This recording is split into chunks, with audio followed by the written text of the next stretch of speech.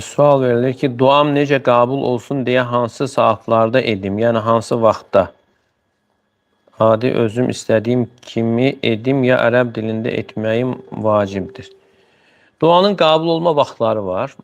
Yəni, o vaxtlarda olunsa daha yaxşı olar. Yəni, o vaxtlar olmasa da, istənilən vaxt insan dua edə bilir və əsas olan odur ki, insan duanı etdiyi zaman ayıq qəlbi ilə etməsidir. Çünki Peyğəmbərimiz sallallahu aleyhi və səlləm buyurur ki, İnna Allah la yaqbalu duaan an qalbin gafilin ləh. Allah Teala ayıq olmayan qəlbdən duanı qəbul etmir. Yəni, insan dili ilə bir şey deyir, amma qəlb isə dünyada dolaşır. Yəni, belə dua qəbul olmur. Gərək insan istədiyini qəlbi ilə anlasın. Və eyni zamanda, yəni, insan öz acizliyini, kasıblığını izhar edərək dua etməlidir. Bəzən insan dua edir, elə bir ki, o qədər ehtiyacı yoxdur. Yəni, belə də dua qəbul olmur.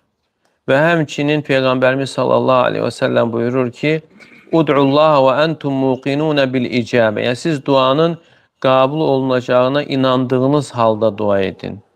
Yəni, insanda o inam olmalıdır ki, bu qəbul olacaq. Yəni, bəzən insan yoxlamaq üçün dua edir.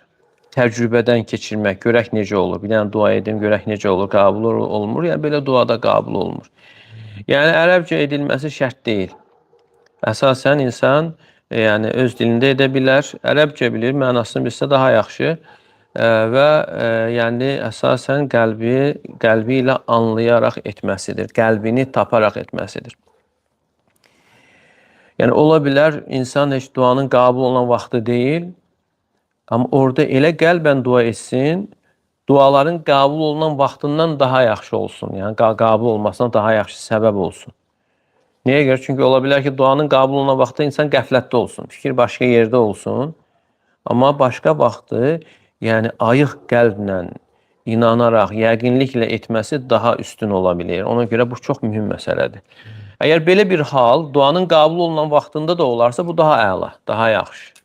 Yəni, həm gecənin son 1/3-də və yaxud da cümə günü, axşama yaxın, məğribə yaxın və onunla yanaşı insan ayıq qəlblə etməsidir. Ona görə bu məsələ mühümdür. İbn-i Qayyim rahimehullah buyurur ki, qılınc tək itiliyinə görə kəsmir. Qılınc tək itiliyinə görə kəsmir. Ola bilər qılınc olduqca itidir, amma iti olmağı ilə yanaşı onu tutan bilək olmalıdır. Əgər bilək güclü deyilsə, yenə kəsməyəcək. Qılınc iti qılıncdır, amma bilək zəifdir. Onu zərbə vura bilmir. Necə kəssin? Və həmçinin bilək güclü olmaqla yanaşı maniyə də olmamalıdır. Deməli, qılınc da itidir, güclü bilək də var, amma vurduğu zaman qarşısına maniyə gəlir. Yenə kəsmir. Və burada da insan sünnədə gələn duaları etməklə yanaşı ixlasla etməlidir, səmimi qəlblə etməlidir. Və maniyələr də nədir? Günahlardır. Günahlardan da insan uzaq olmağa çalışmalıdır ki, dua qəbul olsun. Və həmçinin insan dua edərkən bir məsələni bilməlidir. Bu çox mühüm məsələdir. Dua edən insan ibadətdədir. Dua edən insan ibadət etmiş sayılır. Yəni, qəbul olması başqa məsələ. Və insan düşünməlidir ki, 10 dəqiqə dua edirsə, 1 saat dua edirsə, yəni o vaxt ibadətdən sayılır. Çünki dua özü ibadətdir. Yəni, bunu bilmək lazımdır. Yəni, bəzən insanlar elə düşünür ki, dua yalnız qəbul olunması nəsə istəmək üçün edilir. Yəni, o vaxt boşa gedir. Xeyr, sənin duaya ayırdığın vaxt ibadətdən sayılır.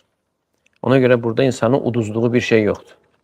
Və həmçinin 3 şeydən biri də olur. Ya istədiyi hasil olur və yaxud onun mislində bir şər ondan soğuşdurulur və yaxud da ən ehtiyaclı olan günə, qiyamət gününə onun savabı saxlanılır.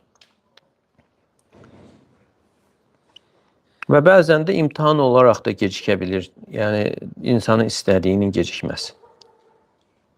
İbn-i Cəvzi rahimehullah buyurur ki, yəni duanın cavabının gecikməsi səbri tələb edən müsibətlərdən sayılır. Səbri tələb edən müsibətlərdən. Bir müsibət də ona görə insan səbr etməlidir.